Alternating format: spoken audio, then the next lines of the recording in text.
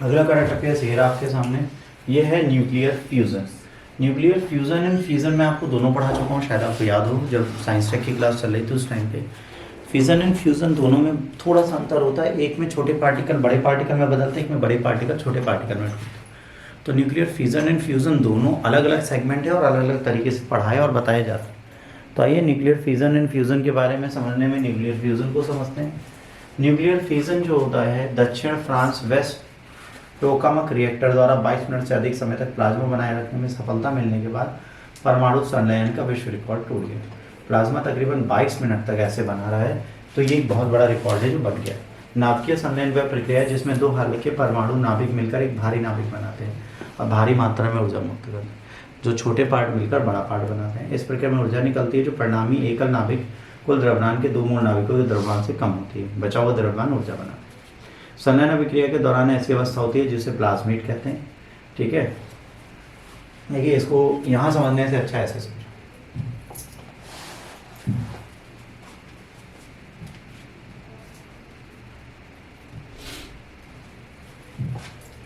मान लीजिए यहाँ पर हमने Pu रखा, या ये चलिए यूरेनियम 236 इस पे हमने बॉम्बार्डिंग करी तो इसने दो पार्टिकल्स बनाए, ये दोनों ऊर्जा दे रहे।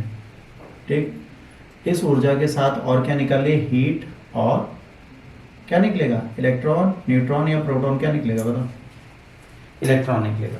अब इस इलेक्ट्रॉन को हमने यूज़ किया, अब इस इलेक्ट्रॉन को फिर हमने आगे यूज़ किया, फिर ये ऐसे विघटित होगा, फिर आगे यूज़ करेंगे, फिर विघटित होगा। तो इसको 22 मिनट तक बनाए रखने का सक्सेसफुल काम इन्होंने। अभी क्या करता है, जब दो नाभिकीय विघटन खड़े होते हैं मतलब टूटते हैं तो वो ऊर्जा देते हैं, वो हीट प्रोड्यूस करते हैं, हीट बहुत ज़्यादा देते हैं। वही हीट हमारे लिए एनर्जी का प्रयोग करती है, वही एनर्जी का सोर्स बनती है। जब भी हम कोई भी काम करते हैं तो उसमें ऊर्जा का स्रोत हमारे लिए वही होती है। तो इसी को यहाँ समझाने का इन्होंने प्रयास किया है। ठीक है, विश्व भर में 200 से अधिक टोकामक प्रचलन में है।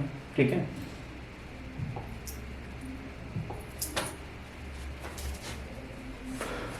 पृथ्वी पर ऐसा करने के लिए नामित उपकरण परमाणु संलयन रिएक्टरों को टोकामाक्स कहा जाता है। टोकामाक्स अक्सर कृत्रिम सूर्य भी कहा जाता है क्योंकि डोनट के आकार की ये मशीनें सूर्य में होने वाली प्रक्रियाओं की नकल करती हैं। वर्तमान में 200 से अधिक टोकामाक हैं। इन उपकरणों की वैज्ञानिक उपलब्धियां हैं। ठीक है, सबसे बड़ा संलयन फ्रांस में निर्माणाधीन है, अंतर्राष्ट्रीय थर्मोन्यूक्लियर प्रेविक रिएक्टर है। एक वाणिज्यिक टोकामाक का लक्ष्य संलयन द्वारा गर्म किए गए प्लाज्मा को, ठीक है, ऊष्मीय ऊर्जा द्वारा उपयोग कर पानी को गर्म करने, भाप बनाने, बादल में बिजली उत्पन्न करने के टरबाइन को घुमाने के लिए करना होगा। संलयन में आवर्त सारणी के लिए अलग अलग तत्व शामिल होंगे। ठीक, शोधकर्ता विशेष रूप से ड्यूटेरियम टाइटेनियम है ना संलयन में रुचि रखते हैं। अधिकांश संलयन की तुलना में बहुत अधिक ऊर्जा छोड़ते हैं। अगर सूर्य की बात करेंगे तो क्या करते हैं, दो छोटे पार्टिकल मिलकर बड़े पार्टिकल को बनाते हैं और अत्यधिक ऊर्जा छोड़ते हैं। तो इंग्लिश वर्जन ये है आपके सामने, एक बार पढ़ लीजिए फिर आगे चलो, जल्दी जल्दी पढ़िए।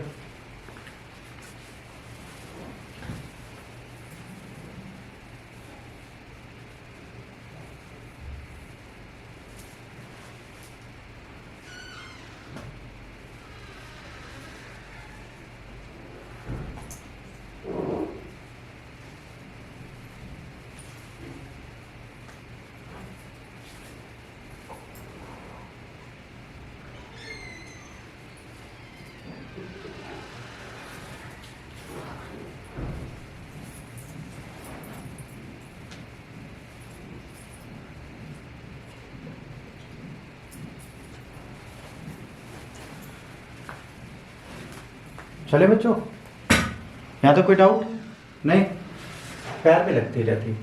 परमाणु संलयन के लाभ। परमाणु संलयन विघटन की तुलना में अधिक ऊर्जा उत्पन्न करता है। संलयन विघटन का उपयोग परमाणु संयंत्रों में किया जाता है। इसकी तुलना प्रति किलोग्राम ईंधन से 4 गुना अधिक उत्पन्न ऊर्जा कर सकते हैं। तेल या कोयले को जलाने की तुलना में लगभग 4 मिलियन गुना अधिक ऊर्जा उत्पन्न होती है। ना तो ये रेडिएटेड होता है, ठीक है, तो ना ही कोई हानिकारक कार्बन उत्सर्जित करता है, केवल हीलियम और न्यूट्रॉन उत्पन्न करता है। असीमित ईंधन दे सकता है। इसको हम ठीक से प्रयोग करें तो बहुत सारी चीज़ें हो सकती है। ईंधन केवल भारी हाइड्रोजन परमाणु जो पृथ्वी पर प्रचुर मात्रा में पाया जाता है। समुद्री जल, यूरेनियम के खनन की भी कोई आवश्यकता नहीं। अगर हम इस पे आ जाए परमाणु संलयन या न्यूक्लियर फ्यूज़न पे रादर देन फ्यूज़न पे, तो हमें फ़ायदा क्या होगा, हमें ये फ़ायदा होगा कि फिर हमें यूरेनियम की भी ज़रूरत नहीं है, रेडिएशन भी नहीं होगा। भाई समुद्री जल में सबसे ज़्यादा क्या पाया जाता है, हाइड्रोजन पाया जाता है। हमें वो इसकी ज़रूरत है, वो हम लगातार प्रयोग करते रहेंगे। तो हाइड्रोजन के एटम हमें मिल गया तो हम एनर्जी बनाते रहेंगे, कांस्टेंट एनर्जी बनाते रहेंगे। जब हम कांस्टेंट एनर्जी बनाते रहेंगे तो हमारा काम हो जाएगा। ठीक।